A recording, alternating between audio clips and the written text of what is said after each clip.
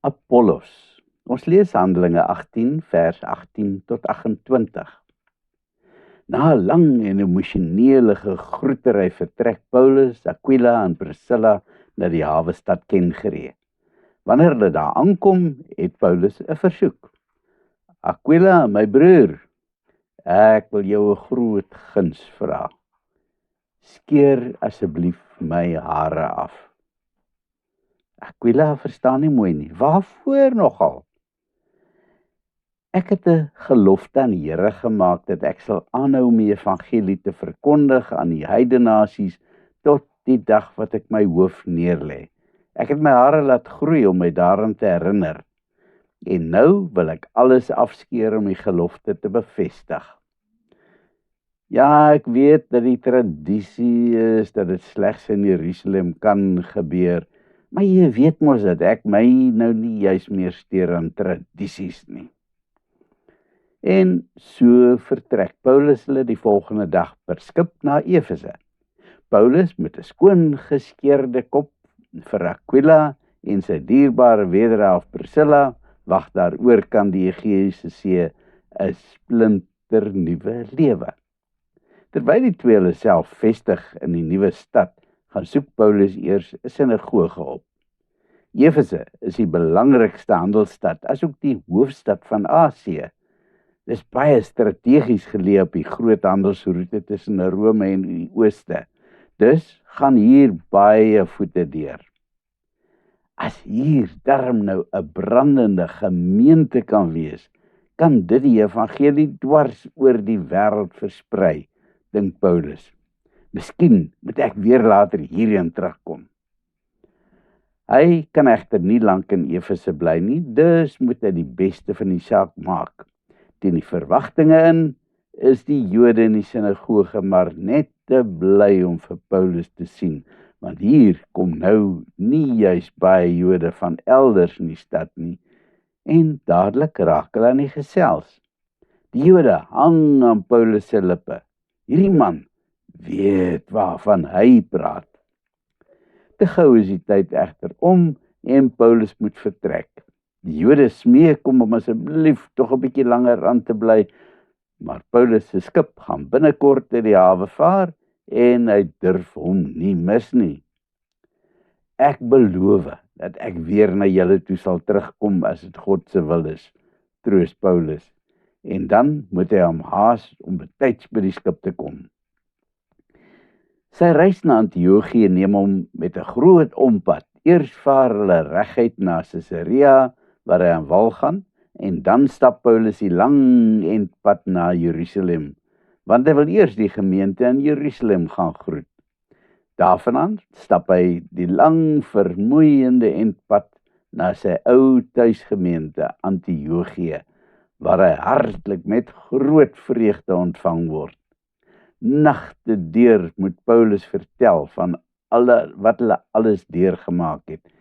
En die gemeente sit oop mond en luister na al sy wonderlike ervarings. Paulus geniet die tydjie in Antiochië, want skielik is al die druk van hom af en hy kan maar net 'n gewone lidmaat wees sonder 'n swaar verantwoordelikheid op sy skouers. Maar baie gou is Paulus verveeld en die verlange na die sendingveld raak net te groot. Hy wil gaan kyk hoe dinge in Galasië gaan, en dan is daar Efese wat vir hom wink. Hy brand om sy tande in daai woelige stad te kan inslaan. En nou het daar juis berigte gekom van 'n man wat daar begin het om die evangelie te verkondig, 'n bekeerde Jood met die naam Apollos. Aquila het vir Paulus laat weet van hierdie begaafde man wat preek dat die besies bewe. Aquila skryf vir hom dat Apollos 'n deeglike kennis van die skrif het, maar hy het blykbaar nog nooit gehoor van sake soos byvoorbeeld die doop nie.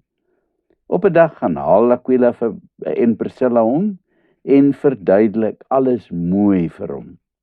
Die twee mense het Apollos behoorlik onderrig in die evangelie en nou preek hy eerskragtig. Intussen vertrek Apollos na Agaïe, om daar in Korinthe te gaan preek. Priscilla en Aquila gee vir hom aanbevelingsbriewe na Korinthe, omdat hulle natuurlik die gemeente goed ken. Daar's baie groot vrug op sy werk. Ons kan leer van hierdie toegewyde egpaar, wat dit as hulle plig beskou om te sorg dat ander gelowiges in die volle waarheid van God se raadsplan onderrig word. Ons sien ook terloops dat albei betrokke is in hierdie onderrig.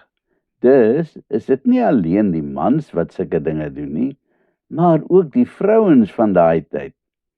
In die Joodse kultuur was dit natuurlik nooit toegelaat nie. Gelowiges moet by mekaar betrokke raak. Ons moet mekaar se geloof help opbou en mekaar begelei in die volle raad van God. Ons moet ook omgee vir mekaar op 'n praktiese manier. Hierdie soort omgee en opbou van mekaar se geloof werk gewoonlik op sy beste in sulke plekke soos selgroepe, Bybelstudiegroepe, mannegroepe en nog meer, waar die betrokkenes later 'n hegte gesin word, wat dinge vrylik met mekaar deel en by mekaar leer. Paulus is in die wolke. Nou kan hy nie langer sy werk uitstel nie, en hy vertrek na Galasië. Hy reis weer eens deur sy geboortestad Tarsus, 'n plek wat vir hom baie herinneringe inhou. Een vir een besoek hy weer al die stede waar hy voorheen die evangelie gaan plant het. Derbe, Lystra, Ikonium, Antiochië. En dan stap hy die laaste paar 100 kilometer na Efese met 'n lied in die hart. Oral waar hy kom, gesels hy met die gelowiges en gee hulle geestelike versterking. Amen. Kom ons bid. Here, gee my asseblief die passie en om intens betrokke te raak by my medegelowiges. Gee my ware, praktiese omgee in my hart. Amen.